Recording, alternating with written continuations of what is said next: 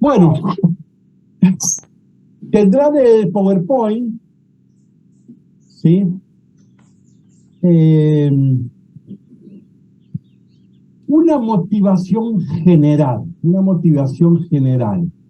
La Iglesia Universal, respondiendo a los planteos del Papa Francisco, está trabajando desde hace ya casi 2 años sobre el tema de la sinodalidad. Bien, el libro de los Hechos de los Apóstoles puede ser un manual de sinodalidad, porque toda la experiencia del caminar juntos, todo esto, es muy claro en el libro de los Hechos de los Apóstoles. Una de las cosas que me motivó a elegir este libro es ese. La segunda motivación es que la iglesia de Córdoba, ¿sí?, la diócesis de Córdoba, este año se va a hacer una misión.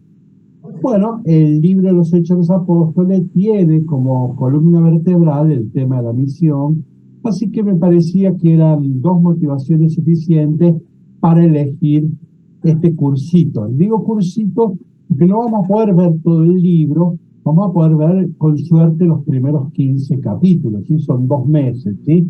Entonces, con suerte, los 15 primeros capítulos. Bueno, vamos a la cuestión.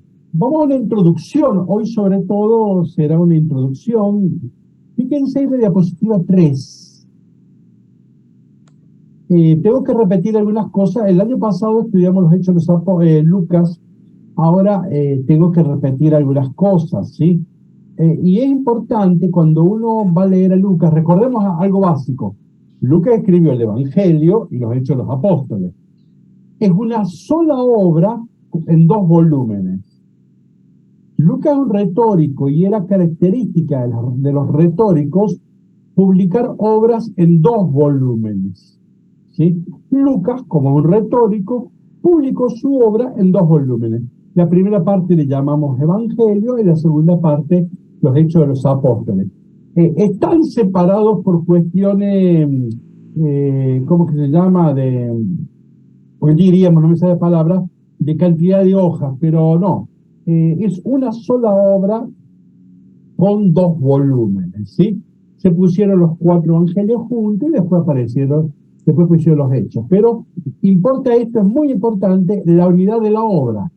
O sea, que el que lee los hechos se supone que ha leído el evangelio, ¿sí? Bueno, entonces, una generalidad esta. ¿Qué desafíos pastorales tuvo Lucas para escribir? Bueno, por lo menos los que podemos mencionar como más simple, un desafío pastoral es la relación judíos y paganos. O sea, Lucas escribe en Grecia, que nunca estuvo en Palestina, no conoce, nunca estuvo en Galilea, en Jerusalén, ¿no? Entonces, él escribe en Grecia, hay que cruzar el mar Mediterráneo, él escribe en Grecia, entonces, y escribe allá por los años 90, 100, entonces está en conflicto con los judíos y los paganos. El movimiento de Jesús originariamente fue un movimiento bien judío, pero ya con la generación paulina, Pablo hable un movimiento con fuerte apertura a los paganos, y en tiempo de Lucas, Pablo es del año 60, en tiempos de Lucas, 80, 90, 100, ya está la relación de judíos y paganos, y eso generó muchas tensiones, que ahora no nos detenemos. Entonces, un problema que tuvo Lucas, vamos a decir, era un problema étnico, ¿sí? El problema judíos y paganos. Los samaritanos son casi paganos, ¿sí? Entonces vamos a ver, esta relación aparece. El otro conflicto, desafío que tiene, para el cual, por eso escribe Lucas, es la problemática social. En su comunidad aparentemente predomina la gente rica, pero no están ausentes los pobres. Y por eso el tema de los pobres, bienaventurado de los pobres, vieron que la Virgen María dice que Dios destrona a los poderosos y pone de pie a los pobres. Bueno, toda esa cuestión, la parábola de Lázaro, ¿se acuerdan? El pobre y el rico. Esa es una fuerte característica de Lucas. El tema de los pobres está en todos los evangelios, pero en Lucas tiene un acento muy fuerte, ¿no? Entonces, el conflicto pobres y ricos. Hago una aclaración. En el Evangelio de Lucas están los dos conflictos, el conflicto social y étnico. Pero en el Evangelio se privilegia el conflicto social. No está ausente el problema étnico, que en la parábola del buen samaritano, no está ausente, pero en Lucas el Evangelio va a privilegiar la problemática social. Y los Hechos de los Apóstoles no tiene ausente el problema social, pero va a privilegiar la problemática judíos y paganos. ¿Sí? Pero el otro desafío es un desafío político, es el Imperio Romano. Fíjense, Marcos escribe en Galilea. Ciertamente que los dueños del mundo eran los romanos, pero estamos lejos de Galilea, ¿no? Entonces no era tan... Es algo que, digamos, el imperio lo teníamos relativamente lejos. Mateo escribe también en Antioquía, está más cerca, ¿sí? Es como si fuera México, ¿sí? Pero no está adentro, ¿me expreso? Entonces, tampoco Mateo está adentro. En cambio, Lucas sí escribe en Grecia. Lucas está en el corazón del imperio. Entonces, ahí la relación política con el imperio romano va a ser un tema que a Lucas le importa. Fíjense, Lucas quiere cooptar el imperio romano, ¿sí? Es clara la palabra de este verbo, cooptar. Lucas quiere entrar a Roma, ¿sí? Quiere evangelizar Roma. Por lo tanto, se va a tener que plantear un equilibrio importante entre la enseñanza de Jesús y el conflicto que puede haber con el imperio romano, ¿no? Bueno, ahora me dejé al último puse en el centro un desafío, un conflicto muy importante, que es el desafío de la institucionalización. Jesús genera un movimiento, no funda. A ver, voy a hacer una aclaración y espero no confundir. En sociología, no en el catecismo, en sociología, a partir de Max Weber, se distingue entre movimiento e institución, o entre secta e iglesia.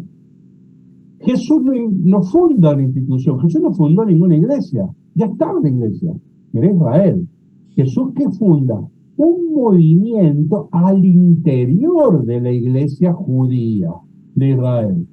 Pero Jesús no inventó una nueva Biblia, no. Entonces Jesús genera un movimiento de renovación al interior del judaísmo. La iglesia va a venir después cuando nos peleemos.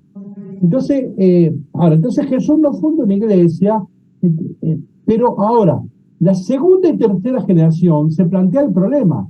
Ya Jesús murió. Murieron Pablo, Pedro, los grandes apóstoles. Ya, porque antes con Pablo nos resolvía todo. Los grandes apóstoles resolvían todos los problemas. En cambio, ahora, ¿qué hacemos si no está Pablo? ¿Cómo continuar sin Pablo? Entonces viene el desafío de la segunda y tercera generación, que es institucionalizarnos. Necesitamos que haya obispos para que visiten a los ancianos, le enseñen el catecismo a las niñas. Necesitamos una jerarquía, necesitamos un credo, necesitamos una moral. Necesitamos ya empieza los reclamos ya de una institución. Dejamos el tiempo carismático. ¿Vieron cuando empieza un grupo, todos de onda, limpiamos un salón, vos llevas ya el mate, yo llevo la galletita y ahí se arma la cosa? No, ahora queremos un tipo que vaya y visite a los ancianos, hay que pagarlo, hay que ser rentado, necesitamos una liturgia, ¿sí? Entonces una disciplina moral. Bueno, o sea que esto se llama un proceso de institucionalización. Dejamos de ser Juan, Sí, adelante. yo no sé si es que a mí me pasa, pero yo dice, la diapo dice solamente desafíos, no tengo nada escrito. A ver, bájalo, lo tenés lo tenés en, ¿cómo que se llama? en modo de, de diapositiva. Lo tengo en una presentación de Google, lo tengo tanto en el teléfono abierto, lo abrí en el teléfono y lo abrí también en la compu y dice desafíos y no tengo nada, no sé si... A ver, bájale uno más, a ver. Pasa como si fueras otra diapositiva. No, me parece esa de la viñeta. Ah, bueno, no sé qué pasó. No sé el resto cómo la tiene, ¿el resto puede ver? No, a mí me figura también la página de desafíos blanco. Ah, bueno, entonces anótenlo. Qué raro que... ¿Y alguien tiene completo como tengo yo? Sí, uno lo ha visto social. Claro, los que pagaron lo tienen completo. No, un chiste. No sé por qué. No, entonces a mí me corresponde el completo. No sé por qué fue, ¿sí? Pero bueno. Yo también lo tengo completo. Puede ser porque está en el celular, a lo mejor. Entonces, en desafío puse 3, ¿no?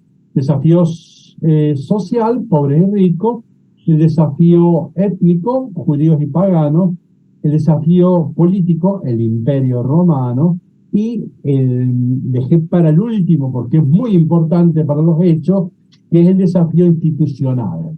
Entonces Lucas dice, bueno, ahora hay que institucionalizarnos. ¿Pero cómo? ¿De qué modo? ¿Las mujeres van a tener lugar? ¿Nosotros vamos a hacer una ONG, como diría Francisco? ¿De qué modo nos vamos a institucionalizar? ¿Vamos a hacer una monarquía absoluta? ¿Vamos a hacer una democracia? ¿Qué vamos a hacer? ¿Se entiende? Esta es la pregunta. Cuando dejamos de ser un movimiento carismático donde los apóstoles resolvían todos los problemas y ahora nosotros los seres mortales tenemos que construir una comunidad, ahora viene esta pregunta, bueno, ¿de qué modo vamos a hacer? ¿Que va a haber una jerarquía? ¿Somos todos iguales? ¿Las mujeres van a ser iguales que nosotros? ¿Cómo es la historia? ¿Ven? Esos son todos los problemas que aparecen con la institucionalización. ¿Sí? Bueno, no me adelanto, no digo la respuesta. Planteo el problema. Hasta acá estamos. Entonces, después de eso vienen los cómics, esos, que ya algunos lo habrán visto en Facebook. De José Luis Cortés, muy bueno. ¿Ven que dice escenas del cenáculo? ¿Eso lo tienen? Bien. No hace falta que lo leamos, lo miramos y creo que no hay que aclarar mucho. La primera diapositiva, la segunda, paso a la quinta diapositiva, otras 2 que continúan el cuentito, ¿no? Que al final dice, ¿y tú qué piensas, María? Hombre, menos mal que preguntas también a las mujeres. Ya pensé que no ibas a dejarnos otra vez. Bueno, son cómics que es interesante, pero no tiene más que eso. Bueno, vamos entrando a Lucas. Cuando leemos cualquier libro, cualquiera, el Quijote, ¿sí? Cuando leemos un libro, observamos sus aspectos literarios y aspectos históricos. Cuando leemos un libro bíblico, también tenemos que ver su aspecto literario y su aspecto histórico. Entonces, vamos a ver la estructura literaria, cómo está organizado este libro, esta obra, ¿sí? Entonces, fíjense, diapositiva 7. ¿Cómo la tienen a esta, María Elizabeth?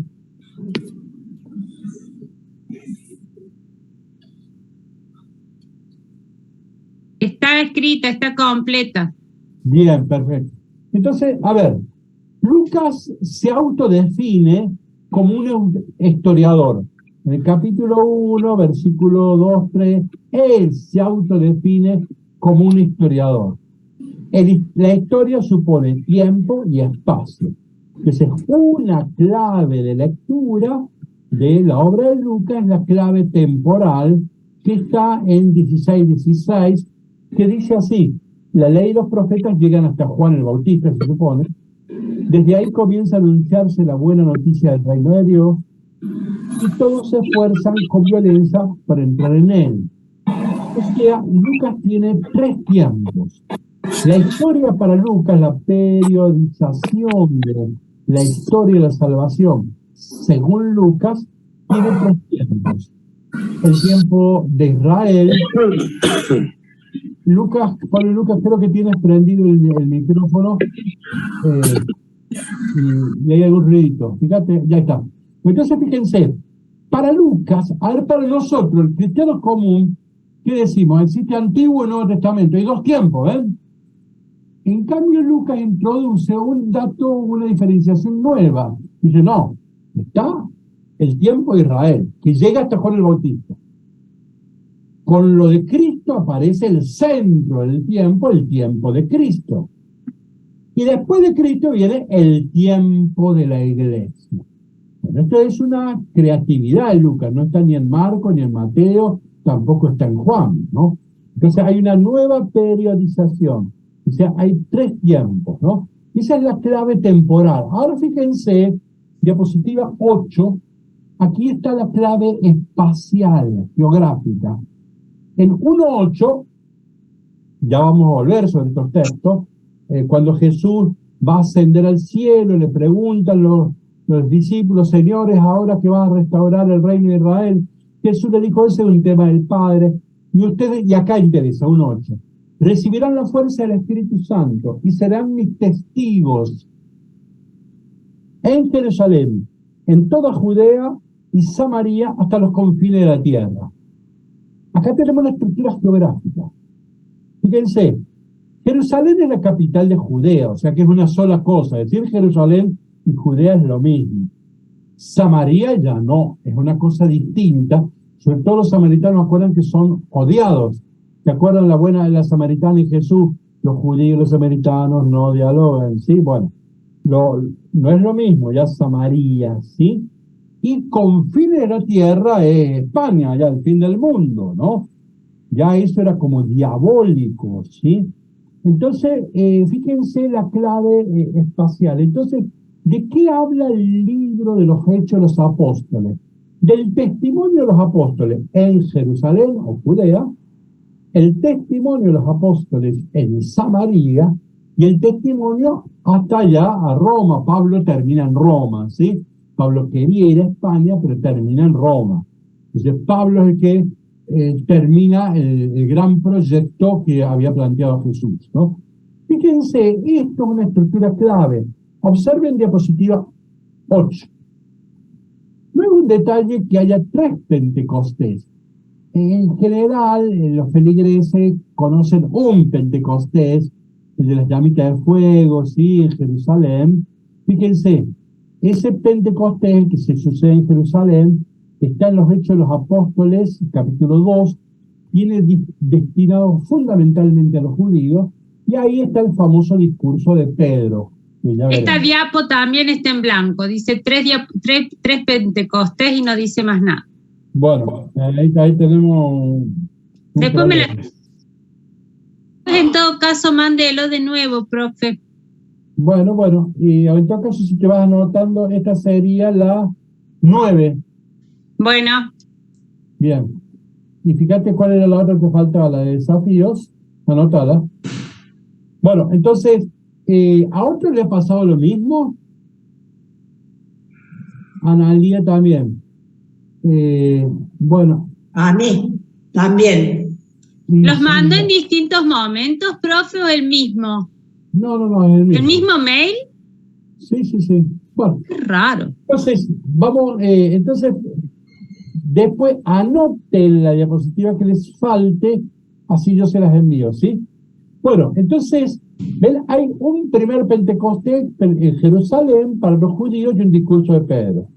El segundo Pentecostés se da en Samaria, en el capítulo 8, el Pentecostés de los samaritanos, y ahí está el discurso famoso de Esteban, el discurso bien largo de Esteban. El nombre griego Esteban.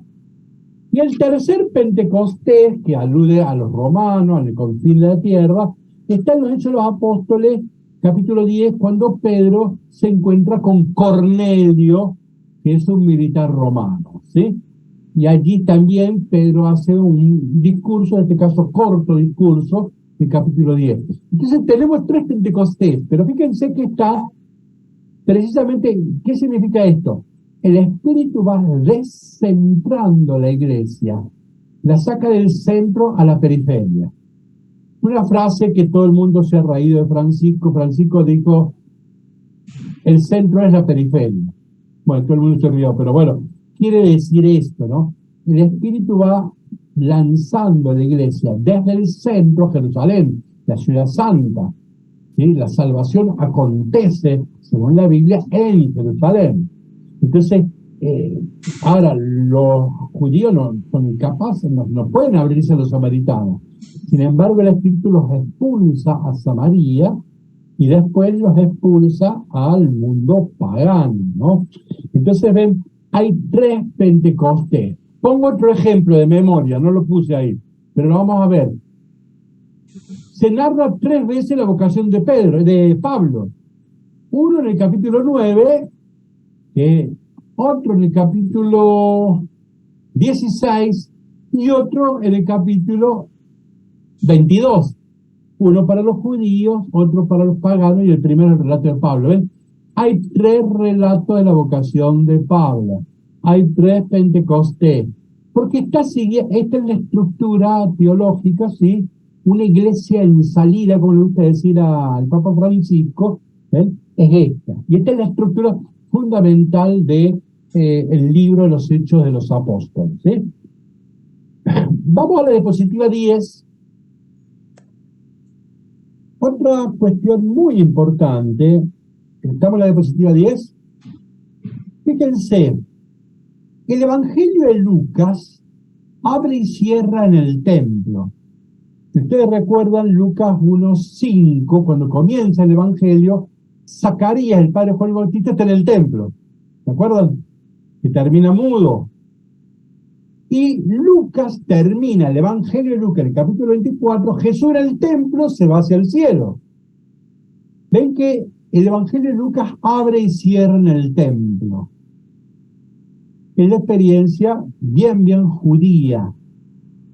El templo es un lugar sagrado. Ahora, los Hechos de los Apóstoles, curiosamente, abre y cierra una casa. Ya se destruyó el templo. Ya nos expulsaron, los judíos ya nos han expulsado de la sinagoga y del templo. Hay una nueva experiencia del Espíritu. Ahora el Espíritu no aparece en los templos, sino en una casa, ¿sí?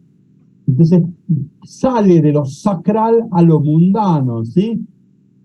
Hay un proceso de secularización del movimiento de Jesús. ¿Te expreso con esto? Bueno, entonces, este esquema es muy importante. Los Hechos de los Apóstoles abre y cierra en la casa, ¿no? Bien. Diapositiva 11. Algo sencillo, pero es bueno decirlo. Hay que distinguir claramente la iglesia de la que habla Lucas. Lucas está hablando de la iglesia de los primeros apóstoles, ¿sí? Está hablando de allá. Ahora, la iglesia a la que habla Lucas, estamos en el 90 o 100, ¿está claro? Lucas me está contando la historia en donde se origina la iglesia. Pero cuidado, él le está hablando a su iglesia del año 90-100, que tiene desafíos bien concretos, ¿sí? Bueno, es una cosa elemental, pero que es bueno tenerla en cuenta. Pero ahí en diapositiva 12, ahí representamos la estructura geográfica, Jerusalén, Samaria, los paganos, ya lo hemos explicado. Miren esto, diapositiva 13, es otra estructura que no es buena como la otra. Esta es secundaria, pero es útil. Fíjense, toda la primera parte de los Hechos trata sobre Pedro. Toda la segunda parte habla sobre Pablo. ¿Ven? El libro de los Hechos de los Apóstoles no habla de la historia de los 12 apóstoles, habla de 2, de Pedro y de Pablo. Pedro es la experiencia judía, Pablo es la experiencia europea, ¿sí? Entonces, el mundo de los paganos. Entonces, esta no es tan precisa, tan clarita como la anterior, pero es buena. Puede servir, cuando uno le pregunta ¿de qué trata el libro de los apóstoles? Mira, tiene 2 partes. La primera parte habla de Pedro, la segunda de Pablo, y zafamos con esa idea. Ahora vamos a ir entrando un poquitito más en detalle, ¿sí? Estoy en la diapositiva 14, estructura de Lucas y Hechos de los Apóstoles. Nos interesa la relación entre el Evangelio, interesa el tema de la continuidad, que para leer los Hechos hay que haber leído Lucas. Entonces, fíjense, alguien que quiera leer la diapositiva 15, por favor, para mostrar la relación entre el Evangelio de Lucas y los Hechos. ¿Alguien que lo quiera leer? Diapositiva 15, libera su micrófono y lea.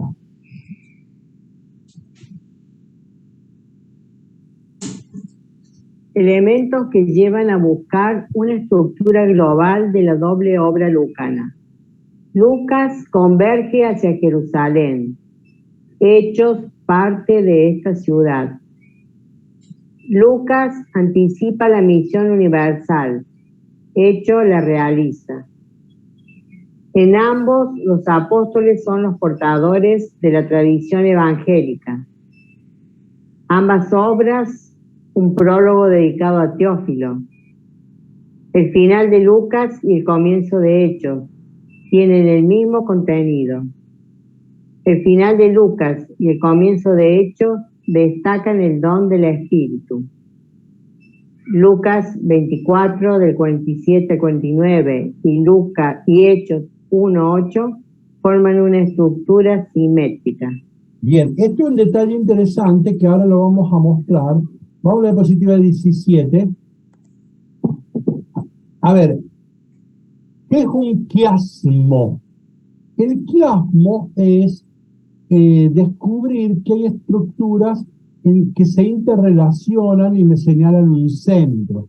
Fíjense, el final de Lucas, Lucas 24:47, y miren, el comienzo de los Hechos de los Apóstoles, 1:8, hay una fuerte correspondencia que me marca que están estrechamente unidos y me marca un centro.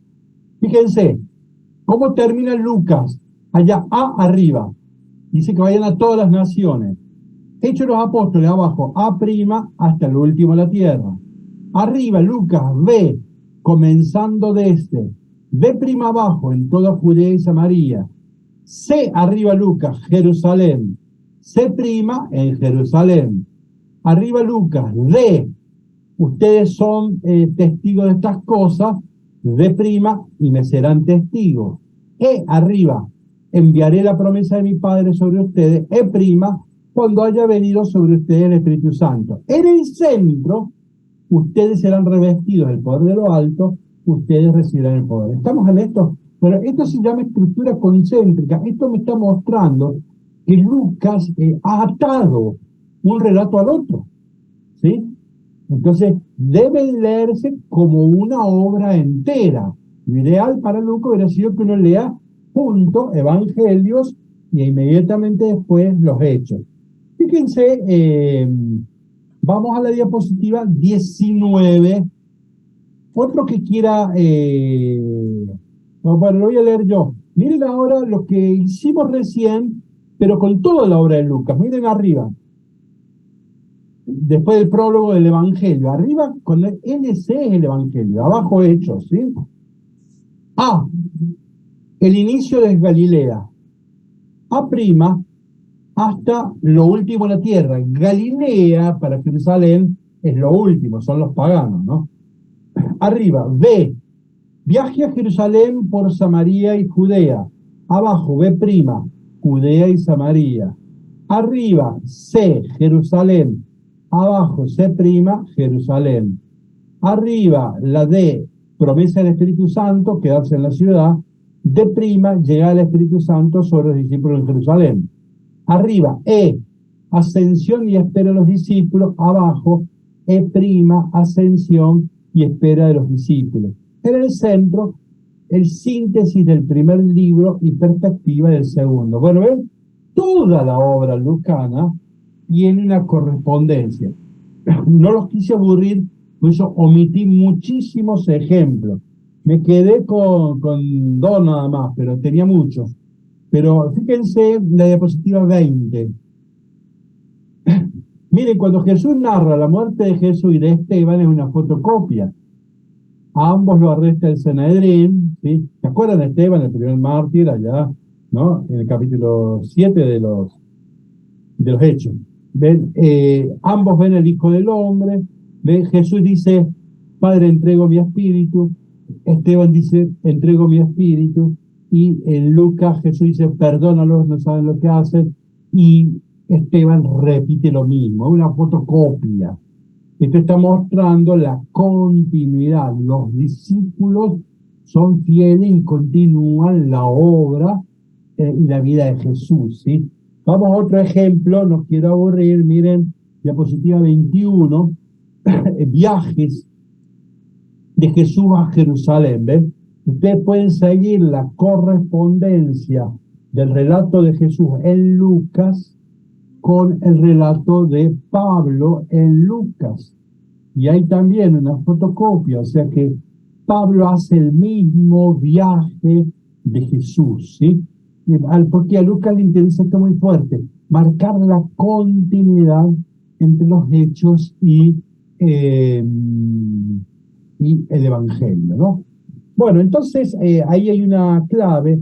Pasamos ahora a niveles de contenido. A ver, fíjense en diapositiva 22. Si yo digo, ahí ves como un título, Crónica de una ruptura anunciada, ¿la tienen? ¿A qué les suena eso? ¿Hay algún título de alguna novela corta que conozcan que se llama algo parecido? Crónica de una muerte anunciada. Claro, De Gabriel García Márquez. ¿No? De García Márquez. Entonces, Crónica de una ruptura anunciada. Fíjense, vamos a la otra diapositiva. Diapositiva 23. Acá estamos leyendo el final de los Hechos de los Apóstoles, ¿sí? 28 al 31. Acá termina el libro de los Apóstoles. Desde acá se para Lucas, desde acá se entiende cuál es el tema de Lucas. Fíjense, ¿alguien que lo quiera leer, por favor? El texto está en la diapositiva 23. Sepan entonces que esa salvación de Dios va a ser anunciada a los paganos. Ellos sí que la escucharán. Al oír estas palabras, los judíos se retiraron discutiendo acaloradamente. Pablo vivió 2 años enteros por sus propios medios, recibiendo a todos los que querían verlo, proclamando el reino de Dios y enseñando con toda libertad y sin encontrar ningún obstáculo lo concerniente al Señor Jesucristo. A ver, diapositiva 24. Entonces, Lucas escribe su obra para explicar por qué se ha separado la iglesia de la sinagoga. O sea, ven, ¿desde dónde escribe Lucas? ¿Qué me quiere explicar? El origen de, a ver, miren, el origen de esta crónica de una ruptura ya anunciada, ¿no? Entonces Lucas quiere decir, mira, ¿por qué nos fuimos de la sinagoga? Hemos tratado de mostrarle a los judíos que había que abrirse a los paganos. Ellos no quisieron recibir el mensaje del Mesías Jesús, muerto y resucitado. En cambio, los paganos sí. Y dice que Lucas, que cuando termina la reunión, dice, discutieron acaloradamente, ¿sí? De una forma muy elegante, es decir, que terminaban las piñas. Entonces, se produjo la ruptura. Cuando escribe Lucas, probablemente ya ha roto básicamente al principio, al comienzo de la ruptura del cristianismo y el judaísmo, ¿no? La ruptura fue progresiva y fue lenta, pero ya en el año 90 o 100 podemos decir que ya se está dando claramente la ruptura. Entonces Lucas está escribiendo desde esa experiencia, ¿no? ¿Desde qué lugar escribe Lucas? Desde este lugar, ¿no?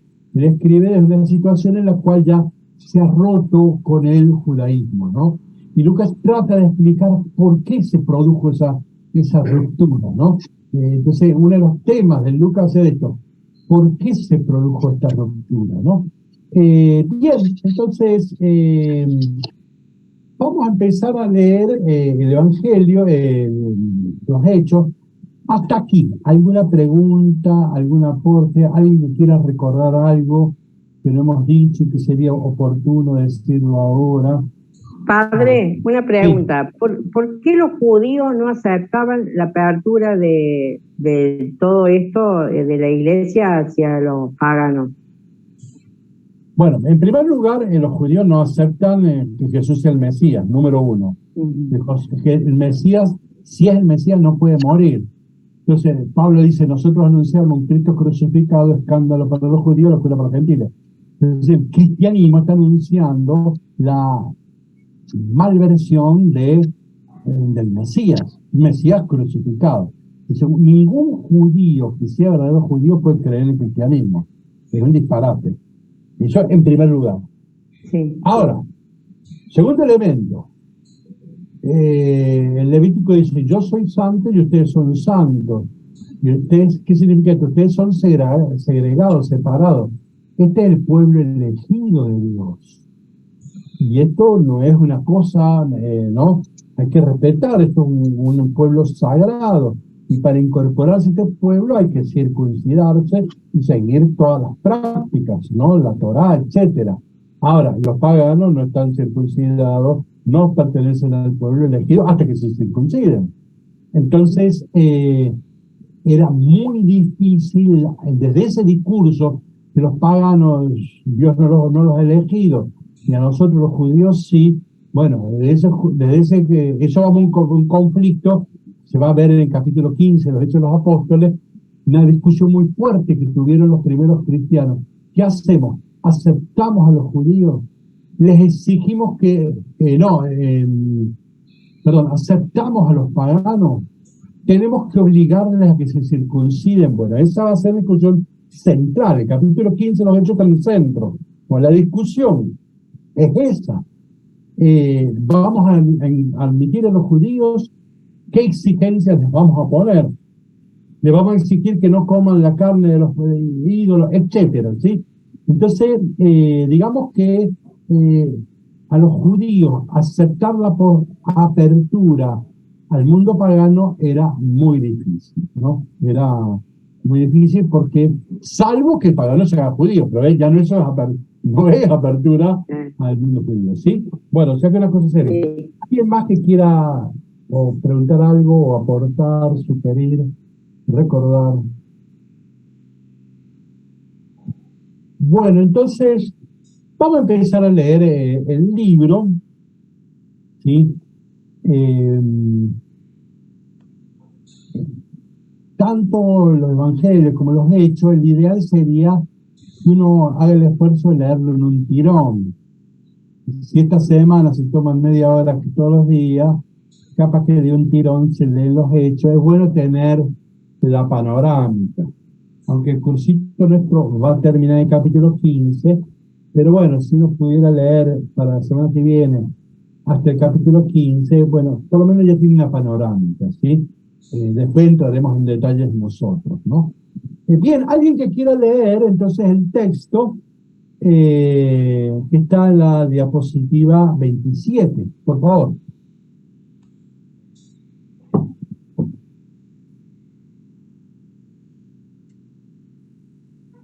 En mi primer libro, querido Teófilo, me refería a todo lo que hizo y enseñó Jesús desde el comienzo, hasta el día en que subió al cielo. Después de haber dado, por medio del Espíritu Santo, sus últimas instrucciones a los apóstoles que había elegido. Después de su pasión, Jesús se manifestó a ellos dándoles numerosas pruebas de que vivía, y durante 40 días se le apareció y les habló del reino de Dios. Bien, entonces ven como el punto de partida de referencia al comienzo del Evangelio de Lucas. En el Evangelio de Lucas dice: esto te lo escribo a vos, querido Teófilo. Hemos explicado en su momento que Teófilo es una palabra griega compuesta por teo y filo. Filo es amigos, ¿sí? Teófilo son los amigos de Dios. Acá hay dos interpretaciones que se complementan, no son contradictorias. Algunos subrayan que Teófilo fue una persona de carne y hueso que ofició como un mecenas. En el mundo antiguo existían los mecenas, nadie se podía dedicar a escribir, entonces hacía falta un tipo con mucho dinero para que te dé los instrumentos, te dé un espacio y el tiempo, y te pague como si fuera un trabajo el escribir. Entonces en el mundo antiguo era una cosa muy cara escribir. Entonces, probablemente este Teófilo es el que financió la obra que escribe Lucas, y es razonable, no, nadie va a decir que no, pero también hay otra interpretación que es complementaria, que probablemente Lucas aprovecha el nombre para darle un sentido simbólico, y dice, este libro lo escribo para todos los que quieren ser amigos de Dios.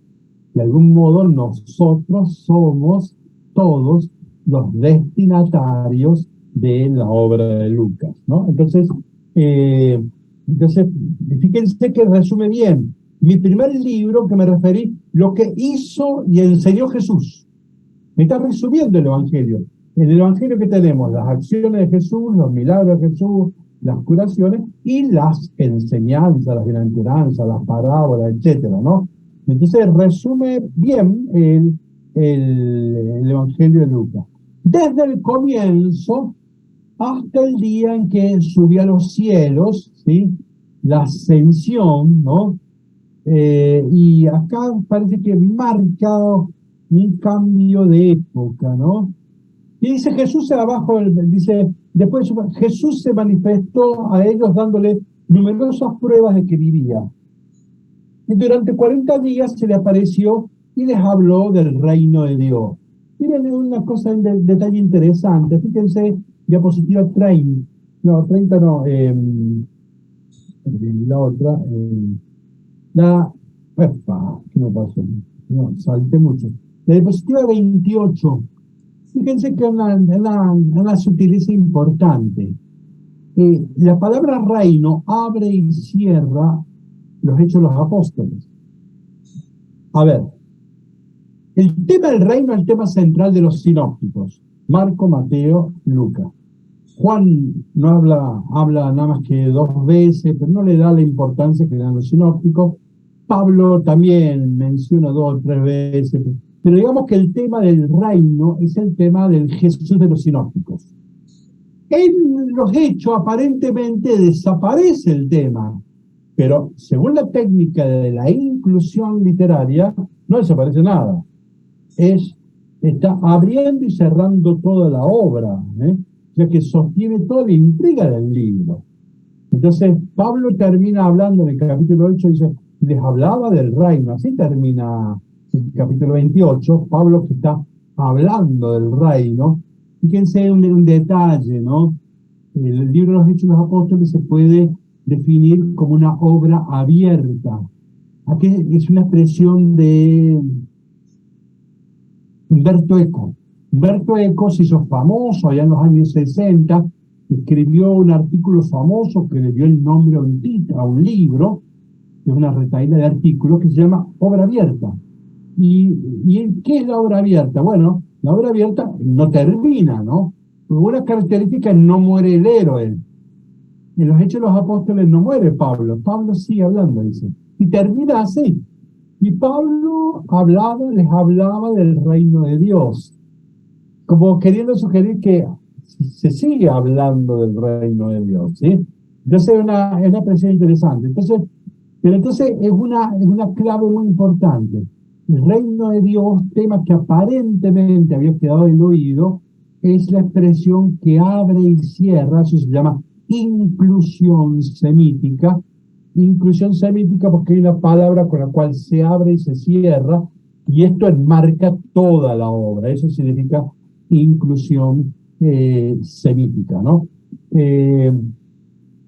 Bueno, y ahí había otra cosa interesante, pero vamos a continuar en la lectura de los Hechos para leer un poco más el libro. Diapositiva 29, ¿alguien que quiera leer?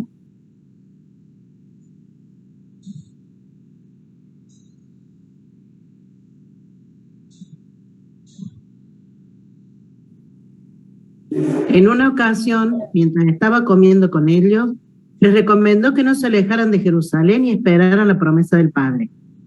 La promesa, les dijo, que yo le he anunciado, porque Juan bautizó con agua, pero ustedes serán bautizados en el Espíritu Santo dentro de pocos días. Los que estaban reunidos le preguntaron, Señor, ¿es ahora cuando vas a restaurar el reino de Israel?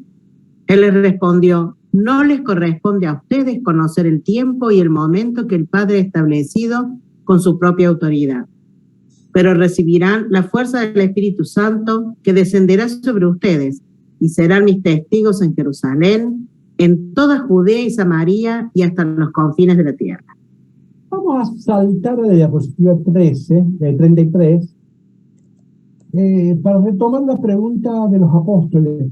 Señor, ¿es ahora que vas a restaurar el reino de Israel? No dice reino de Dios. A ver, el Mesías venía a restaurar el reino de Israel. ¿Está claro? O sea, el judío es bien nacionalista, ¿no? No está cerrado el mundo, pero sí tiene un foco que es el reino de Israel. O sea, la pregunta es bien nacionalista, ¿no? Se puede rastrear. Flavio Josefo, un gran historiador del siglo I, y un gran referente para leer el Nuevo Testamento, habla de muchos grupos apocalípticos y nacionalistas que tenían como leitmotiv, como bandera como estandarte, el tema del reino de Israel, no el reino de Dios. Fíjense en la diapositiva 34, ven ahí le pongo Malaquías, cuando usa restaurar el reino de Dios, se refiere a eso, a restaurar Israel, no el reino de Dios. Miren diapositiva 34, en las oraciones comunitarias de los judíos, se pedía a Dios que restablezca el reino, el trono de David. En otra oración, que restablezca su reino, etc. Fíjense, en esa línea hay que ubicar los cánticos de Zacarías, ¿sí? ¿Se acuerdan de Zacarías, el papá de Juan el Bautista? El Magnífica de María, vieron que es un cántico nacionalístico, ¿sí? El de Simeón, el viejo de Simeón, cuando dice, ahora Señor, puedes dejar que tus siervos se vayan en paz, ¿sí? Luz de las naciones y gloria de Israel, ¿no? El cántico de Ana, ¿se acuerdan cuando Ana y Simeón? Bueno, los discípulos de Maús, ¿se acuerdan que iban diciendo, nosotros creíamos que él iba a restablecer, ¿sí? Estaban esperando un Mesías nacionalista, ¿no? Entonces, los apóstoles no entendieron nada, ¿sí? Los apóstoles, Jesús ya murió, ya resucitó, se aparecía muy seguido, y sin embargo, no entendieron nada, han hecho una lectura bien nacionalista de la experiencia, ¿no? Leamos un poquito más. Abre una preguntita más. Sí. Esto de un Mesías nacionalista sería un Mesías que lo viniera a ellos a liberar del Imperio Romano. Exactamente, eso es. Que Israel sea libre de cualquier opresor, en este caso, el Imperio Romano, ¿no? Sí, es eso. El Mesías del Antiguo Testamento es un Mesías todavía muy nacionalista. No es que no esté abierto a todas las naciones, pero el foco es Israel, ¿sí? Bueno, entonces sí, por eso hablamos de un Mesías nacionalista. Van a ser los cristianos que van a hablar de un Mesías universal. Y eso ya es una interpretación cristiana. El paso de un Mesías nacionalista a un Mesías universal, eso es cristianismo, ¿no? Bien, leamos un poquito más la diapositiva 35, a ver, quien quiera leer, por favor, diapositiva 35.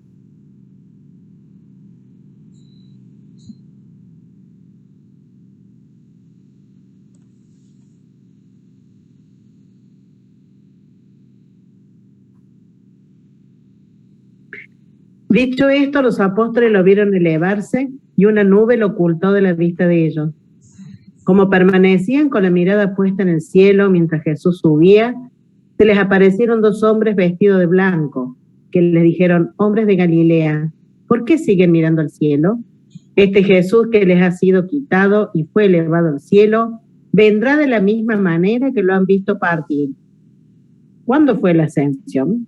Es una pregunta catequística, si en una reunión de Biblia te dicen, bueno, ¿cuándo fue la ascensión?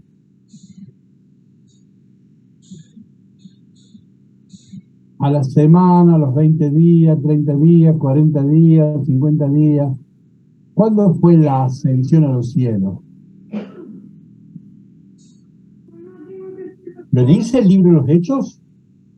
¿Da una pista, da una fecha? ¿No es el día de Pentecostés? No, Pentecostés Sopla son sobre ellos. 50 días.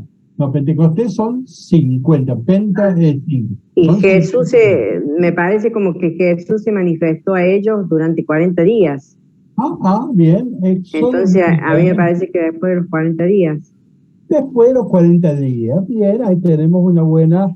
Mirá diapositiva 37, Hechos 1:3. Jesús se manifestó a ellos durante 40 días, ¿sí?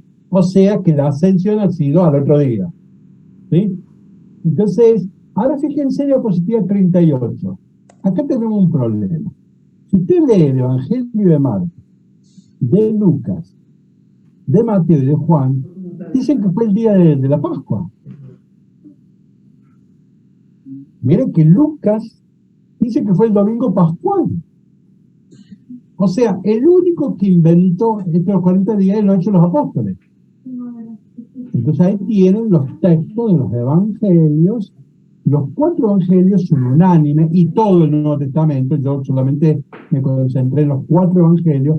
Pero lo curioso es que inclusive Lucas dice que fue el domingo de Pascua. O sea, el evangelio de Lucas. Entonces uno se pregunta, ¿por qué cambió Lucas esto de los 40 días? ¿Me expreso?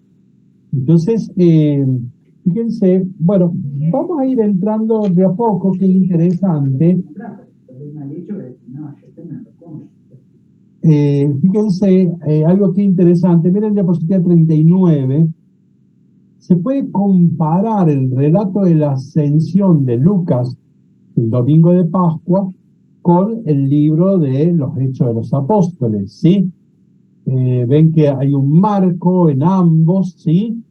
En el de Lucas concluye la biografía de Jesús, en la de los Hechos abre la historia de la iglesia, en Lucas el lugar fue en Betania, en los Hechos el lugar es en el Monte de los Olivos, Jesús bendice a los discípulos cuando se va al cielo, en cambio en el 3 Jesús se va ante los ojos de los discípulos que lo miran, ¿sí?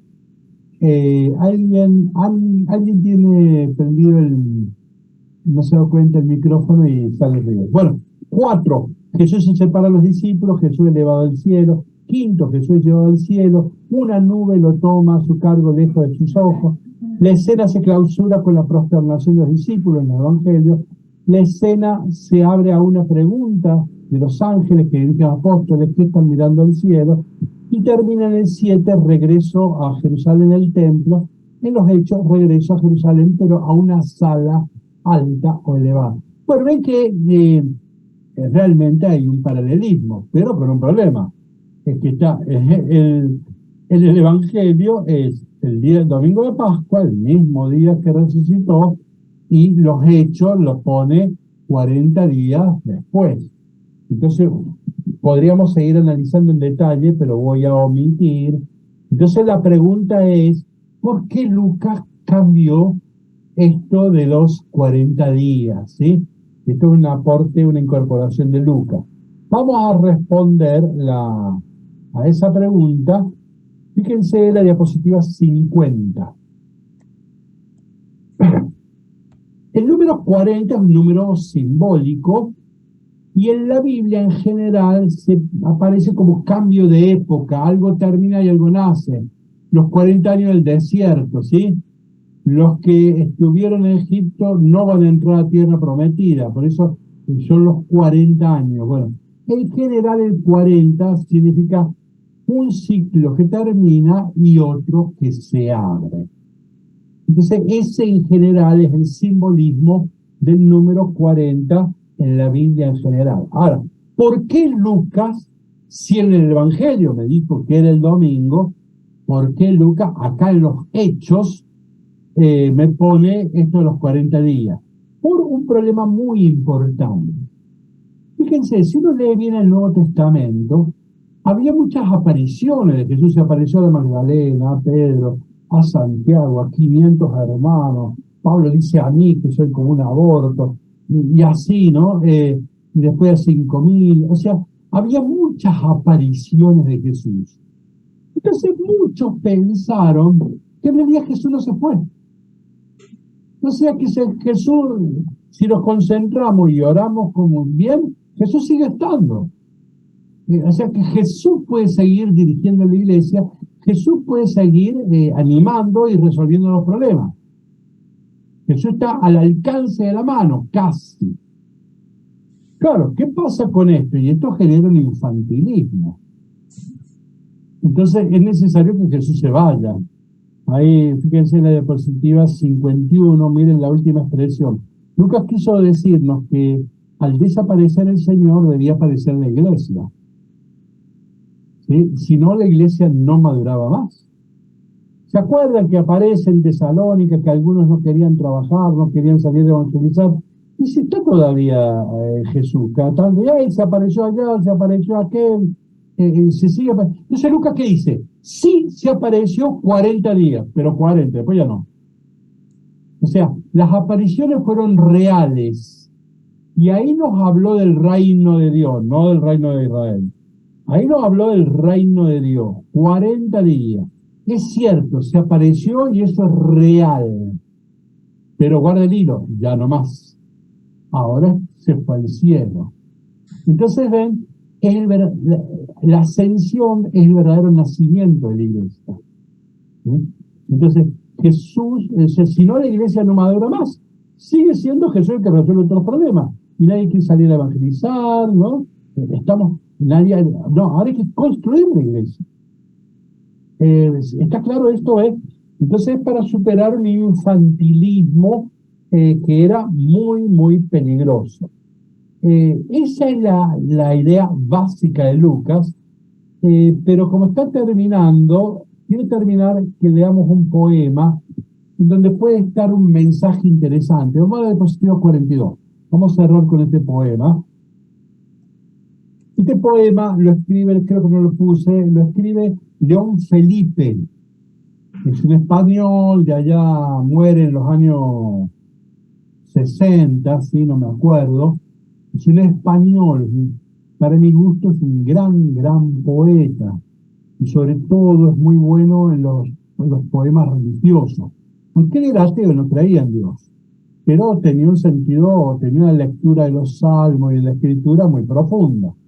Pero miren, él va a hacer una interpretación sobre el relato de la ascensión.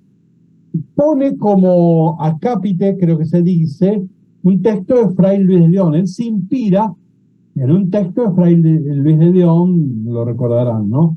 Entonces, en el castellano antiguo, Fray Luis de León tiene muchas obras, unas se llaman Los Nombres de Cristo, bueno. Y Fray Luis de León tiene esta frase: y dejas, pastor santo, tu grey en este valle hondo, oscuro. O sea, ve Fray Luis de León, dice, y se fue. Pastor santo, dejas a tu grey en este valle oscuro, ¿no? Esa idea le pareció brillante a León Felipe y escribe este poema. Dice así, ahora es León Felipe, aquí vino y se fue. Vino, nos marcó nuestra tarea y se fue. ¿Se entiende, no? Sigue. Tal vez detrás de aquella nube hay alguien que trabaja lo mismo que nosotros. Y tal vez las estrellas no son más que ventanas encendidas de una fábrica donde Dios tiene que repartir una labor también. Aquí vino y se fue. Vino, llenó nuestra caja de caudales con millones de siglos y de siglos, nos dejó unas herramientas y se fue. Nos dejó la herramienta. Sigue. El que lo sabe todo, sabe que estando solos, sin dioses que nos miren, trabajamos mejor. Vieron el papá que le hace los deberes a los chicos, de verdad. Bueno, sigue. Detrás de ti no hay nadie, ni un maestro, ni un amo, ni un patrón. Pero tuyo es el tiempo y esa gubia con que Dios comenzó la creación, ¿no? Con ese instrumento artesanal para... ¿Se entiende esto? Entonces, me parece que interesante este poema de León Felipe dice la idea central, ¿no? La iglesia tiene que nacer, tiene que aparecer, tiene que madurar. Si Jesús se quedaba, íbamos a seguir que Él resuelva los problemas, ¿sí? ¿Nos entendimos? Bueno, entonces, quedan unos minutitos, a ver, tomémonos un minutito, alguien que quiera hacer una pregunta, una observación, recordar algo, plantear alguna cuestión.